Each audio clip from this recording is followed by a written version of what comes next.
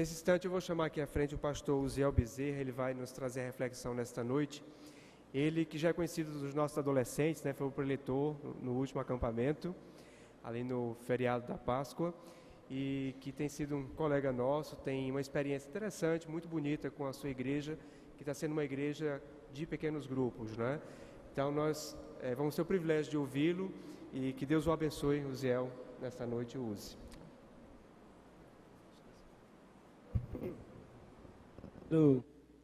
Uma boa noite a todas as mães. Eu vou dizer de novo, boa noite às mamães. As mães ganharam. Elas ganharam no boa noite. E, gente, é um prazer estar aqui. E eu quero já me apresentar. Eu sou uma pessoa que veio da cidade de Exu. Conhece, né? Bem ali, criado, nascido lá no campo missionário. Meu pai, pastor Cícero, missionário aqui pela junta do estado durante 40 anos. E continua lá no sertão, tentando se aposentar. Depois que ele disse que se aposentar, abriu mais 3 igrejas. E o médico disse que ele não podia.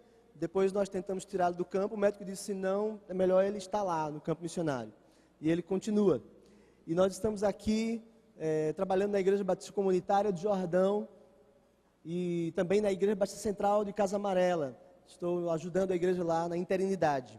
E nós estamos num projeto muito interessante, porque é uma proposta de implantação de pequenos grupos nas 2 igrejas. E Deus tem nos chamado. Eu estou muito à vontade de estar aqui com os irmãos, nesse tempo que nós vamos passar aqui, porque eu tenho alguns amigos, algumas pessoas que nós nos conhecemos de algumas datas, parentes aqui, e também um grupo que eu conheci, que eu não imaginava nessa igreja, que é o Cafofo, né? Eles são fofes, isso é uma coisa deles, eles são fofes. Eu passei uns dias com eles lá, foi uma maravilha. Em outro tempo eu conseguiria alcançar o ritmo deles, mas quando a minha esposa engravidou, eu era muito magro, há alguns anos atrás no seminário. Quem me conhece de lá sabe disso, pastor Eufrásio sabe disso bem, pastor Júlio também. Pastor Júlio estudou com meu irmão, Abraão estudou comigo, sabe disso. Eu tinha 49 quilos, eu tenho 86. Mas foi porque quando minha esposa engravidou, eu queria estar junto com ela. Então eu decidi também, né? Mais um, né, nesse caso, né? E nós estamos nessa campanha aí. Eu queria convidar você a abrir a sua Bíblia em Mateus capítulo 28. Um texto bastante conhecido, mas eu queria que você lesse. Eu tenho um desafio de pregar essa mensagem em 5 minutos. Porque eu soube que o culto acaba às 8h30, então eu vou preparar aqui. Em 5 minutos nós vamos estar, né? 5 para as 10. 28, versículo 19. E ele diz assim, de uma maneira muito clara, direta para os discípulos.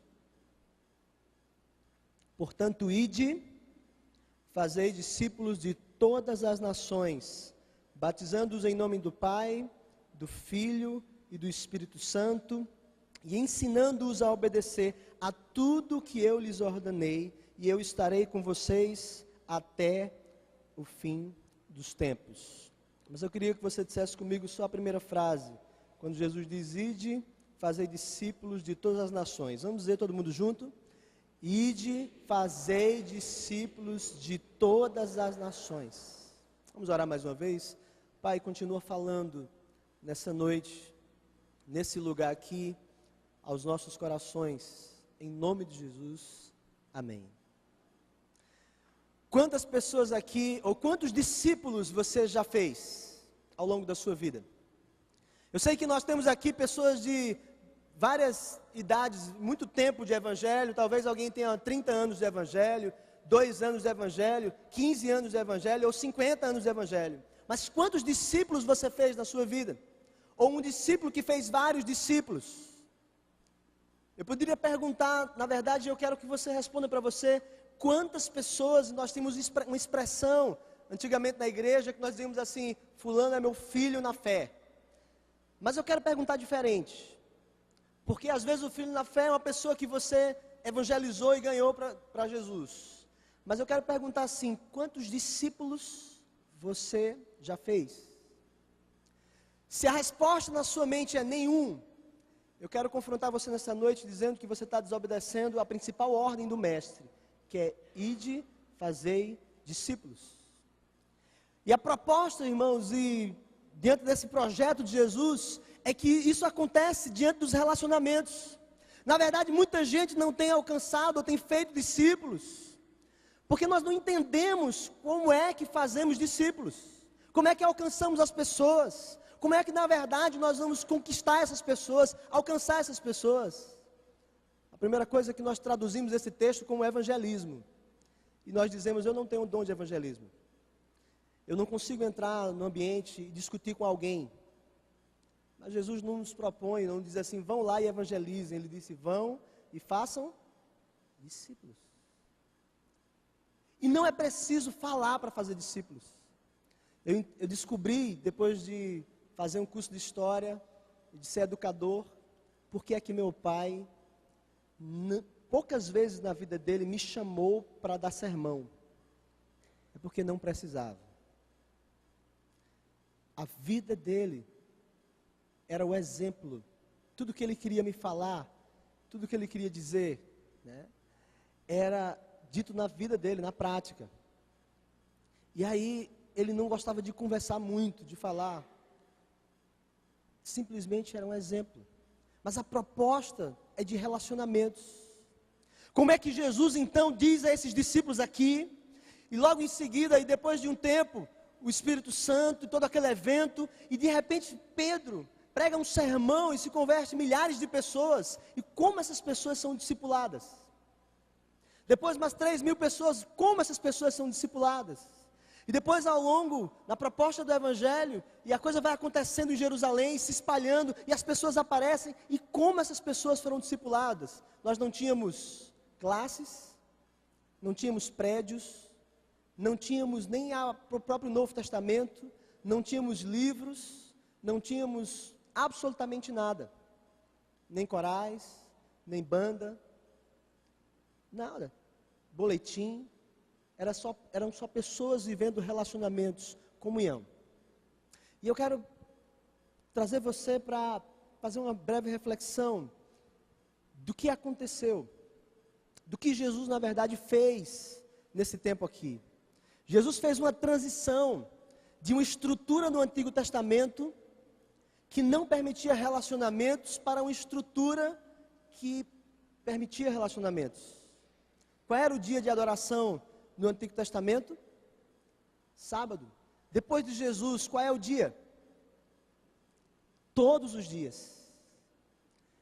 Quem era a pessoa que... Como é que você se dirigia para a adoração? Ela estava ligada a um sacerdote no Antigo Testamento. E a uma família, e a uma tribo. E como é agora no Novo Testamento, depois de Jesus? Quem é que é sacerdote? Quem é que é o sacerdote agora? Quem é que... Jesus é o mediador, mas quem são os sacerdotes agora no Novo Testamento? Todos nós. E havia muitos rituais, e muitas coisas, e havia um dia específico, e havia um local. Qual era o local de adoração? Templo. E agora, depois de Jesus, qual é o local? Todo lugar, de casa em casa, e no templo, em qualquer lugar. E se você começar a observar essas estruturas, Jesus está trazendo e dizendo: não se pode colocar vinho novo em estruturas, em odres velhos, mas em odres novos. Uma estrutura que permitisse o que permita, na verdade, relacionamentos. E eu quero, nesse tempo que eu tenho, contar o testemunho da nossa igreja. Eu assumi a igreja Batista Comunitária Jordão, depois de pensar assim: eu não quero mais pastorear a igreja. Porque a realidade das nossas igrejas, irmãos, eu estou falando de nós batistas, e eu tenho aqui conhecedores da nossa realidade, é de às vezes entrar na igreja e encontrar uma igreja fracionada, com 10 igrejas dentro da mesma, e digo isso com 100 pessoas ou 150 pessoas, que há 50 ou 80 ou 100 anos estão lá com aquele grupo. Eu fiz parte de uma igreja que tem 50 pessoas, e ela tem quase 100 anos. A igreja vai chegar a 200 membros, e quando chegar em 250 membros, nós não temos recursos, a igreja exige que o pastor esteja em todo lugar, e para eu estar em todo canto, eu tenho que sacrificar a minha família. Ou se eu não sacrificar a minha família, eu vou ter um desgaste com a liderança da igreja, vou sair da igreja, algumas pessoas saem também, a igreja volta para a mesma história, e a história começa novamente. Está na realidade. Então eu tive uma conversa muito franca com os irmãos. E nós começamos, e eu queria que você observasse aqui nos slides algumas coisas que nós descobrimos, na verdade, em relação à igreja. A igreja tem se apresentado como uma igreja, eu coloco a minha igreja como igreja de programas. Uma igreja de programas, ela funciona mais ou menos assim. 20% dos líderes sustentam os 80% com programações e cultos e programações e acampamentos e cantatas e eventos, coisas boas, maravilhosas. Mas é 20% desse pessoal. E quando eu cheguei lá, esses 20% estavam lá há quase 30 anos. E eles diziam, por que as pessoas não querem liderar? E as pessoas diziam, por que eles não saem de lá da frente? E não havia comunicação. Então eles faziam isso, de vez em quando alguém cansava e voltava para lá, alguém vinha de lá e vinha para cá, e assim acontecia. E a nossa proposta foi fazer uma transição nessa estrutura de igreja. Foi de uma igreja de relacionamentos. Não é uma negação dos programas, mas é uma igreja que usa os programas para os relacionamentos. Que na verdade valoriza as pessoas em detrimento das coisas, e não o contrário. E a proposta foi de que, na verdade, nessa nova igreja, através dos pequenos grupos, 20% dos líderes equipam os outros 80% para desenvolver ministérios por meio dos pequenos grupos, ou das conoinias, ou dos grupos familiares, ou das células, qualquer nome que você possa chamar. E, gente, quando isso começou a acontecer na nossa igreja, naquela comunidade, nós começamos a perceber vida. A perspectiva de cima é de consumo e distribuição. Então as pessoas vêm para o culto, recebem uma palavra e vão embora. Apenas, é muito bom. Mas a perspectiva é de produção, de relacionamentos. É de não uma pessoa só que só consome, mas uma pessoa que serve. É de você engajar todos os membros para cumprir o ID de Jesus, que é ir de fazer discípulos. E nós começamos nesse projeto, e nós começamos a descobrir alguns contrastes. Nós percebemos que na igreja que estava em Atos, eles se reuniam de casa e no templo, em todos os lugares. E na nossa igreja atualmente, a maior parte era concentrada no templo, só no templo. E aí, os relacionamentos naquela igreja eram profundos e havia prestação de contas profunda, muito séria.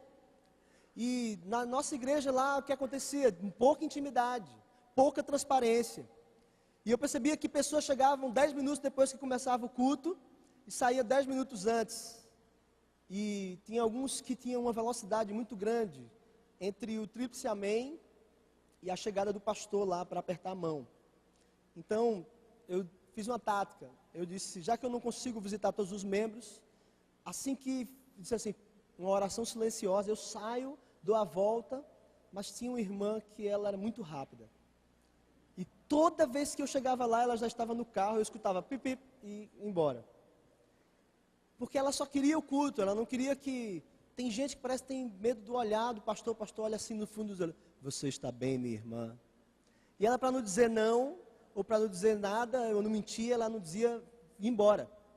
E eu ficava na porta, no começo do culto, ela chegava atrasada, e várias pessoas, mas pouca transparência.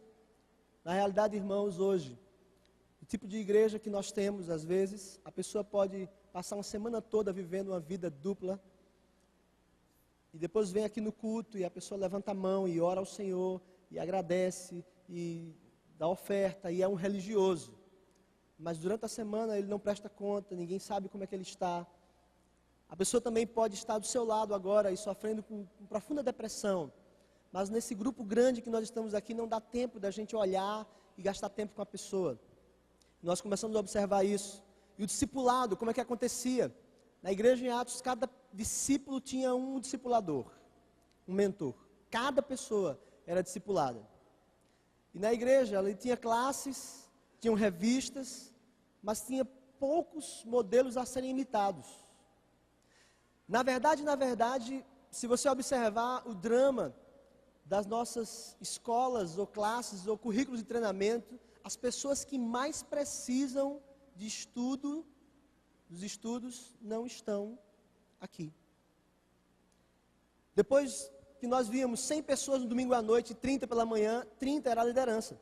E nós dizemos assim, olha gente, nós estamos com um problema, as pessoas pararam de entregar dízimo, nós precisamos trabalhar a consciência de mordomia bíblica. Então alguém disse assim, vamos fazer um curso, pastor, na EBD, o senhor prega sobre isso na escola dominical.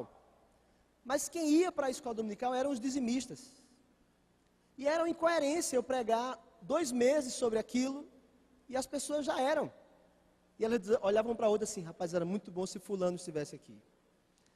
Mas o fulano não vinha para a EBD. Não vinha para o discipulado na semana. E a perspectiva, às vezes, é que das classes nós escondemos a nossa vida atrás do estudo bíblico. Longe de mim dizer que as classes, os discipulados, os estudos são inválidos. Na verdade, não. Mas falta uma outra coisa. O ensino é pelo relacionamento, é pelo modelo. Os dons do Espírito na igreja eram usados por todos para a edificação do corpo de Cristo, mas lá na nossa igreja geralmente eram ignorados, porque 20% só estavam usando os dons, os outros não estavam. Como é que a gente fazia isso? Era só para aqueles que faziam seminário, só para aqueles que tinham curso de música, ou só para aqueles que já eram há um tempo diáconos, ou estavam envolvidos de alguma forma já em algum ministério. Qual era o compromisso de vida na igreja de Atos? Fazer discípulo, expandir o reino, ter comunhão. Mas a nossa igreja estava ligada só à manutenção daquela igreja. A liderança era ocupada em servir de modelo, de exemplo. E eu questionei uma pessoa que só ia no culto um domingo do mês. E ela dizia assim para mim, pastor, eu não vou hoje porque eu cheguei muito cansada, aí eu vou gastar um tempo com a minha família. Eu disse, que bom, irmão, que você tem essa consciência, que às vezes o ativismo prejudica, vai para casa. Mas ela fez isso 3 domingos seguidos. E aí ela veio para a igreja no outro. Eu disse, eu acho que foi uma fase difícil.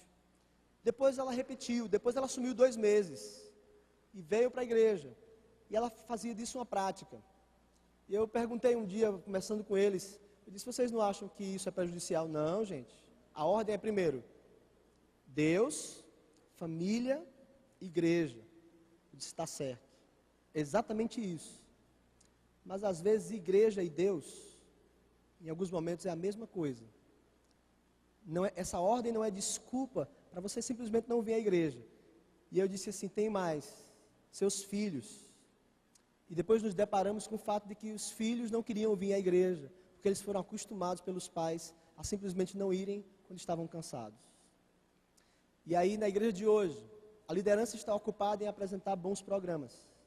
Eu nunca me esqueço de ligar para um líder, quando ele faltou um domingo à noite na igreja, e passou 15 dias sem ir, e eu liguei para ele na segunda, e disse assim, quando eu liguei, disse assim, alguém disse, é o pastor, que ele pegou o telefone e disse, pastor, diga aí qual é a bronca para a gente resolver.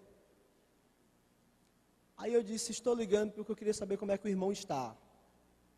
E quando eu disse isso, ele fez silêncio, e eu percebi que fazia muito tempo que eu não perguntava a ele, como é que você está, cara? Como é que estão as coisas em casa?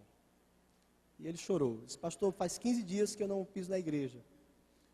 E o senhor é a primeira pessoa que me liga e pergunta como eu estou. E eu percebi que nós estávamos gastando muito tempo apresentando bons programas, apenas. Qual era a função de pastor na igreja? Treinar e equipar os crentes para o serviço, lembram?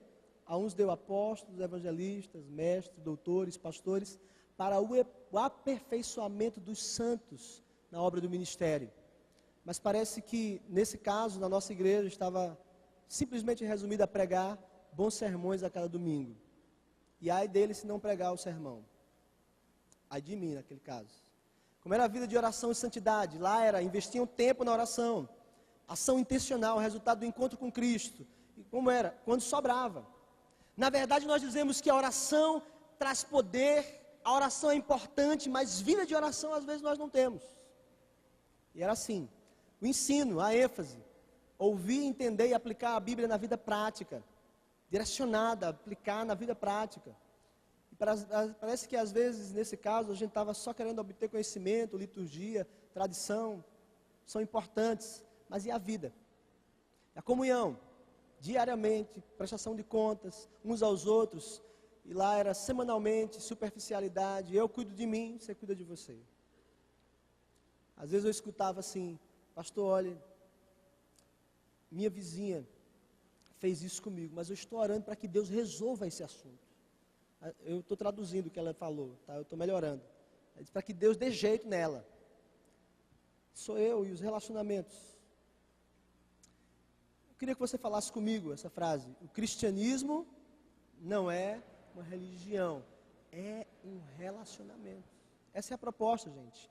E é por que então pequenos grupos? Porque ele é flexível. Ou seja, em tempo, lugar, frequência, acontece em qualquer hora. Nós temos alguns pequenos grupos chamados altas horas. Um começa às 11 horas da noite, às 23 horas, e acaba geralmente às 2 da manhã. Um grupo de pessoas que trabalham e estudam e fazem faculdade na semana, e aí eles não têm nada no sábado e disseram assim, a gente vai fazer o grupo altas horas. E aí eles vêm, chegam na casa do outro já pelas 11 horas, e aí começam, e eu oriento o líder a expulsar esse povo da casa deles. Porque uma vez, eu sempre peço ao líder, manda uma mensagem para mim dizendo que foi bom, que foi uma bênção. Aí 4 da manhã chegou a mensagem, pastor, acabamos agora. Aí eu liguei. Ele disse, você já está em casa? Ele disse, não, eu estou tentando tirar o povo aqui dentro de casa. Eu disse, esse povo não tem o que fazer no sábado? Ele disse, não, não tem não. E eu pensava, era um grupo de jovens, universitários. E eu pensava, mas esse povo não aguentava 50 minutos de aula na EBD. O que é que esse povo está fazendo na casa de uma pessoa sentado no chão, porque não tinha cadeira, 15 pessoas, abrindo a Bíblia e aprofundando a Bíblia e confrontando uma outra em amor na presença do Espírito Santo. Flexibilidade, mobilidade, casa, escritório, loja, shopping, qualquer lugar, junta o grupo e se reúne. Então não precisa de prédios, nesse caso de tantos prédios, independente da quantidade de pessoas, os grupos não precisam estar todos aqui na igreja, eles podem se reunir em qualquer lugar. Abertura, qualquer pessoa entra, sente-se bem-vinda, não há competição entre os membros. Informalidade, relacionamento pessoal, as pessoas se olham nos olhos, se conhecem. Profundidade, sinceridade, como nós precisamos de sinceridade.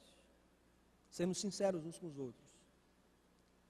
Eu fico percebendo como às vezes um casal está brigando no problema na falta de sinceridade. Então, minha esposa não gostou porque eu marquei um evento e não comuniquei a ela. Aí, eu falei para outra pessoa, olha, vou estar lá, viu? No sábado eu estarei lá. E ela estava pensando no sábado em a gente jantar, né? Num restaurante, né? Nirai. Aí, fazendo a propaganda aqui, e aí ela ficou chateada e não me disse nada. Porque eu já devia saber que não devia marcar. E aí nós vamos no meio do caminho e ela fica em silêncio. E a gente estava conversando, eu digo, diga o que você estava falando. Não, terminei. Tá tudo bem? Uhum. Tá acontecendo alguma coisa, filha? Não. Aconteceu alguma coisa? Não, estou normal. Essa frase, estou normal, de todas as mulheres. E aí eu disse, aí você faz, não, vamos lá, na frente. De repente, você compra um refrigerante, fala assim, você quer refrigerante? Não, quero nada não. Tá tudo bem? Eu disse, você está incomodado com alguma coisa? Eu pergunto, tá tudo bem? Não, você está estranha. Não, eu não estou estranha. Você é que está agindo muito estranha. Gente, que é isso aí, né, nesse processo? Como é que a gente resolve esse negócio? Aí eu vou lá e digo assim, eu fiz alguma coisa, aí é o passo do homem para resolver. Veja que maravilha, os homens são assim, práticos, né? Eu fiz alguma coisa, diga, ela faz assim, você já devia saber. Então, é um problema, porque nesse nível, a sinceridade devia ter acontecido antes. Quando terminava o celular, o que ela devia ter feito? Mocinho. Não, mocinho é pesado também, né? Aí disse, meu filho, você marcou, foi? Você está lembrado que a gente vai jantar? Eita, ela vem, né? Amor e tal. Amor, sua agenda. Bom, escuta, tá, amor? Sinceridade, multiplicidade, ela cresce e multiplica-se, sem gastos financeiros.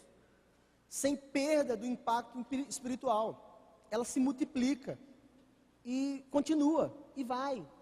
E a formação dos líderes não precisa mandar o líder para o seminário. Qualquer pessoa pode ser líder de pequeno grupo.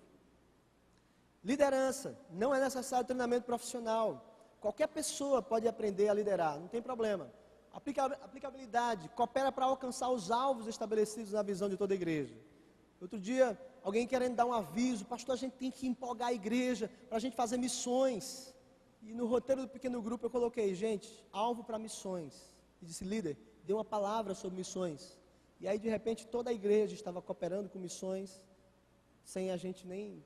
Dia do trabalho, nós desafiamos.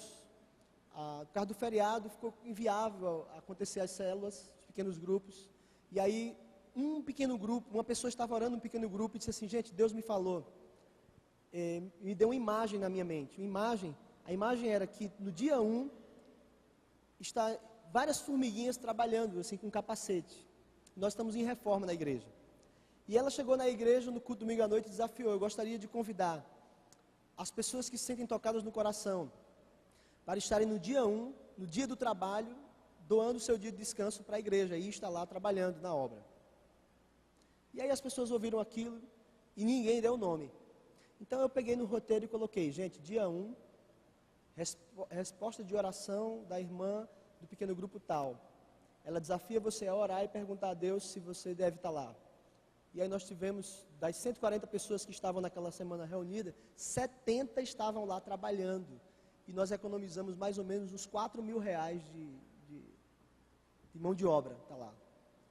E aí, por último, ela é evangelizadora. Ela cativa pela simpatia. Os membros do pequeno grupo cooperam juntos na evangelização. Eu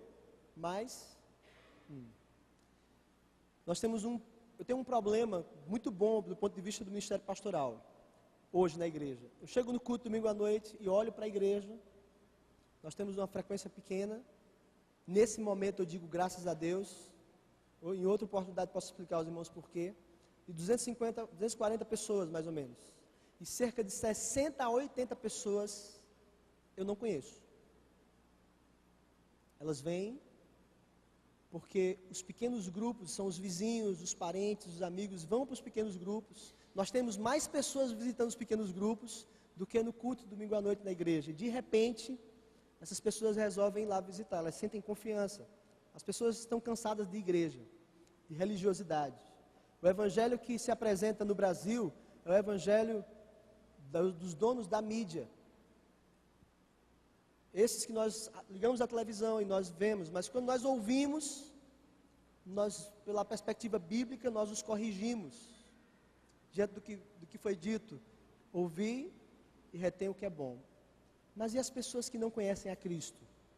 Elas olham, se escandalizam e dizem assim, eu não quero isso aí para mim. Mas no pequeno grupo, as pessoas são acolhidas, são impactadas pela vida daquele grupo que vive relacionamento autêntico. Eu quero encerrar essa mensagem, nesse testemunho, dizendo para os irmãos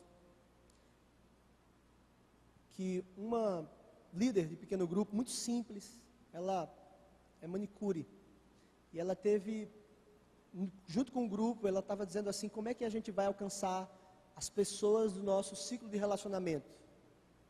E aí eles estavam orando, e uma pessoa do grupo disse assim, eu faço artesanato, artesanato, faço peso de porta, chaveiro, e eu estou desempregada. Estou durante esse tempo desempregada. Eu posso fazer o seguinte, a gente faz o curso e chama as pessoas que a gente conhece.